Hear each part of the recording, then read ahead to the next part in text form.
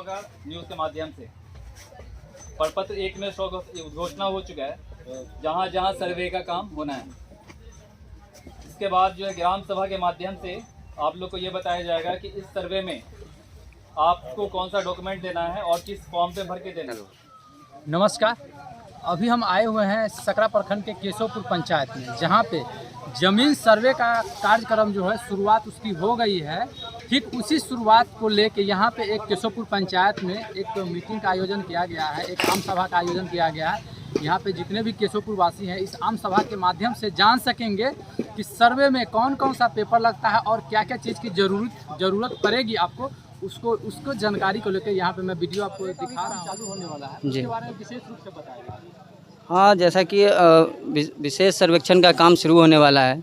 विशेष सर्वेक्षण के बारे में उद्घोषणा मुजफ्फरपुर बंदोबस्त पदाधिकारी के द्वारा कर दिया गया है और इस चीज़ की सूचना जो है ग्राम सभा के माध्यम से हम लोग सभी गाँवों में जाकर के दे रहे हैं, जिसमें हम लोग ग्राम सभा में लोगों को, आम रैयतों को प्रपत्र 2 के बारे में और प्रपत्र 3(1) के बारे में हम लोग जानकारी दे रहे हैं।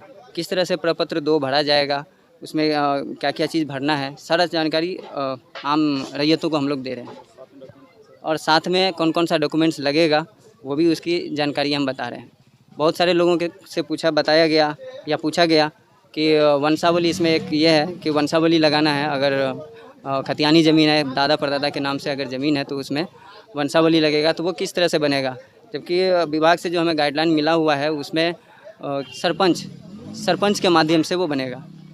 तो ये जानकारी हम लोग ग्राम सभा के माध्यम से लोगों के बीच साझा कर रहे हैं। बहुत से लोगों को प्रश्न है जो हम यहाँ नहीं है, हमारा ज़मीन कहाँ है पता नहीं, उसके लिए ऑनलाइन के माध्यम से भी एप्लीकेशन दिया जाता है, क्योंकि 100 प्रपत्र 2 100 घोषणा प्रपत्र है जो ऑनलाइन के माध्यम से दिया जा रहा है।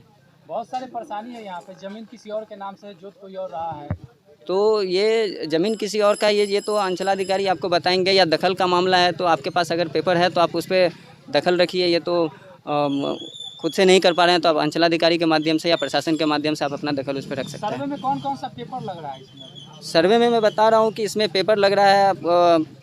आपके पास अगर किसी ज़मीन को आप अपने दखल में रख रहे हैं तो उस ज़मीन का कोई ना कोई आपके पास प्रूफ होगा, पेपर होगा। जैसे कि आपके पास केवाला होगा, रसीद जो होगा, आप रसीद लगान भर रहे होंगे तो रसीद मिला होगा आपको, या फिर खतियान होगा। ये सारा चीज़ इसमें लग रहा है। यहाँ जो अमीन बहाल किए उनका क्या नाम है? इनका नाम है गौतम कुमार है। ये यहाँ पे केशवपुर पंचायत में हैं, अमीन के तौर पे नियुक्त है। और मेरा नाम मोबाइल नंबर है, क्या नाम है? गौतम कुमार। यहाँ केशवपुर पंचायत में बहाल हुए हैं अमीन के तौर पे। क्या मोबाइल नंबर हुआ आपका? मोबाइल नंबर है 9507444677। फिर से एक बार बताइएगा। 9507444600। कब से काम चालू हो गया? काम चालू अब हो गया है, उद्घोषणा के समय से ही काम चालू हो जाता है। आज ग्राम सभा में सूचना सबको दे दिया गया है और यहाँ से अब घोषणा प्रपत्र जो है भरवा करके खुद से हम ले करके जाएंगे और उसका रिसीविंग भी दिया जाएगा रैयत को। आपको यहाँ बैठने का कोई समय है या आप घर घर जाके करेंगे? नहीं, हर एक गाँव में 2 दिन 3 दिन का समय दिया जाएगा। घर घर तो संभव नहीं है, एक जगह कहीं बैठा जाएगा एक गांव में और वहीं से सभी को प्रपत्र जो है, सार्वजनिक स्थान होगा, पंचायत भवन भी हो सकता है। उसमें कौन कौन से पेपर आपको जरूरी करेंगे? उसमें आपको जो है एक प्रपत्र 2 भर के देना होगा और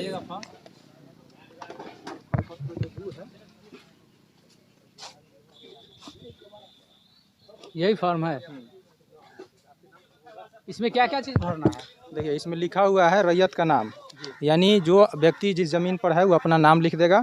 और ऊपर में सबसे पहले जो है राजस्व ग्राम, यानी जैसे ये केशवपुर है तो यहाँ पर केशवपुर लिख देंगे। इसके बाद थाना नंबर लिखेंगे। हर एक राजस्व ग्राम का अलग अलग थाना नंबर होता है। इसके बाद हल्का नंबर लिखना है और पुलिस थाना, अंचल और ज़िला। इसके बाद आपको लिखना है रैयत का नाम, और रैयत के नाम के बाद जो है इसमें इसका पिता का भी नाम लिखना है। और उसके बाद अस्थाई पता है, यानी आपका घर कहाँ है। हो सकता है कि आपका ज़मीन यहाँ हो लेकिन घर कहीं और हो, तो वो तो वो दोनों चीज़ आपको लिखना है। इसके बाद खाता नंबर, खेसरा नंबर और रकबा, चौहदी भी लिखना है। किस्म, यानी किस तरह का ज़मीन है, क्या बोलते हैं, खेती करने वाला है या घर का ज़मीन है। ठीक है।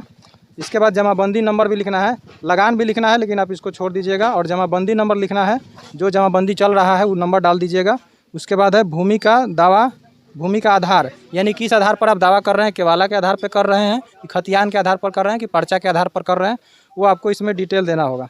उसके बाद अभियुक्त यानी कोई विशेष बात है तो वो भी लिख सकते हैं इसमें, जैसे कि अगर केस चल रहा है तो केस नंबर इसमें देना पड़ेगा। ये हो गया आपका प्रपत्र 2। और इसके बाद आपको जो है रैयत का साइन करके दे देना है और मोबाइल नंबर और आधार नंबर भी देना पड़ेगा। और इसका जो है जो फॉर्म जो भरिएगा इसका फिर से जीरोक्स करा के और अमीन से जो है आपको क्या बोलते हैं रिसीविंग ले लेना है इसी पर। अच्छा, इस सर्वे में बहन का भी हिस्सा होगा? हाँ। सदस्य उनका है? हाँ, सिर्फ जो नहीं वंशावली जब बनेगा तो उसमें वंशावली किनका चलेगा? वंशावली जो है आपको पंचायत सचिव के पास जमा करना है। कौन बना के देंगे वंशावली? सुनिए बता रहे हैं, पंचायत सचिव को देना है, वो आपको रिटर्न देंगे सरपंच के पास। सरपंच वेरीफाई करके फिर वहाँ पंचायत सचिव में देंगे और वहाँ से फाइनली बन के आएगा। ठीक है, तो वंशावली का ही प्रक्रिया हो गया। वंशावली में जितने भाई बहन है सबका नाम देना सबका नाम देना पड़ेगा। अगर मान लीजिए किन्हीं के पास 2 भाई 2 बहन है और बहन से वो नहीं कर कोई पेपर बनवा के देते हैं तो उनका काम होगा कि नहीं होगा? काम नहीं होगा, सबका नाम देना क्या पड़ेगा। क्या चीज बहन से बनवा के देना होगा उनका नाम वंशावली में सबका नाम देना होगा। अगर आप चाहते हैं कि वो बहन का हिस्सा ना हो तो वंशावली में नाम तो रहेगा, लेकिन आपको उसे कोर्ट से लिखवाना पड़ेगा कि हमको ये संपत्ति में कोई बहन से? हाँ बहन से लिखवाना। एफिडेविट बनवाना होगा। हाँ।